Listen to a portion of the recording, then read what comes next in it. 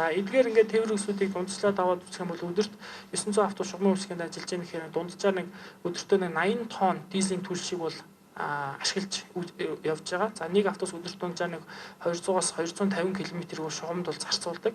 За ингээд энэ зарцуултын дундчлаад үзэх юм бол өдөрт нэг 400 орчим кг PM буюу тортгийг одоо агаарт засаж байна гэдэг ийм хэмжээний бохирдлыг бас ялгаруулж байна гэдгийг бол энэ тооцооллын аргаар бас гаргаж харж болж байгаамаа.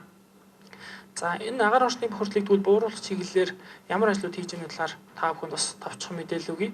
За тэгэхээр нэгдүгээр нь бид нар бол автоэрийн тухай хуулийн 17 дугаар зүйлийн 1 болон засгийн газрын 2016 оны 213 дугаар тогтоолын дагуу нийтийн тээврийн хэсгүүд бол жилд 2 удаа бол заавал техникийн үзлэг онцлогоонд бол хамруулах ажлыг хавар намруулах зохион байгуулж байна. Энэ үзлэгт бол бүх нийтийн тээврийн хэсгүүд бол ордог. За хэрвээ энэ онд ороод тэнцэхгүй байх юм бол үйлчлэгэнд явуулахгүй байх ийм бас арга хэмжээг бол авдаг. За мөн одоо энэ хавар намрын хуваарьт онцлогооноос бусад үед нь бол манай нийтийн тээврийн үйлчлэгээний газар дээр бол явуулын техникийн хяналтын онцлогооны төхөөрөмж байдаг.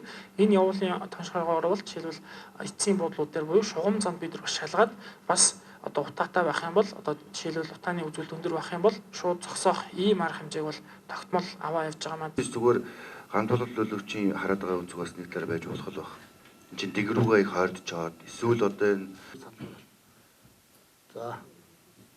За батлагдлаа. Цахилгаан автобусыг бол тодорхой төвшөнд зохист харьцаатайгаар байгалийн ашигладаг автобусны тоог бас зохист харьцаатайгаар ингээд үе шаттайгаар шилжүүлээд шууд удирдлагаар бол хангаж байгаа зүйл байхгүй. Харин бидний зүгээс бол ямар байхын гээд хувийн хвшлийнхний оролцоо ямар байхын төр буюу хотын захиргаа нийслэл яг юугаа хариуцах юм. Бид нар яг юуг нь хийж чадах юм. Юуг нь бид нар яг хийж чадахгүй. Хийж чадахгүй зүйлээ яаж хувийн хвшилтэд хандах юм гэж гэдэг юм уу. Ийм бодлогын зүйлүүдийг цаашдаа ярих ёстой гэдэг хэмжээг өөрчлөлтүүдийг хийсэн байгаа. За өнөөдрийн байдлаар нийтдээ 14.3 тэрбум төгрөгнөөс бид нар бол гаргасанд бол одоо тэрнийхээ хойноос олж авах ажлаад бид нар зохион болж. Буруутай этгээдүүд хариуцлага тооцох ажил. Бат хэсгэлнээр байна.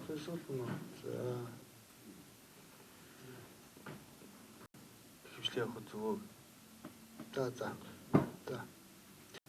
Хөрөнгө оруулалт худалдаа авах ажиллагааны төлөвлөгөө батлах тухай энэ 05 дугаар тогтоолоор бол энэ шинээр баригдах барилгын төсвийг зөв өнцгөөс нь харагдуулаад тэгээд ажилт нь бүрэн оруулалтын схем загварыг босруулах асуудал дээр ажлын албаны дарга бид нарт нэг одоо чиглэл өөрч бид хүн баз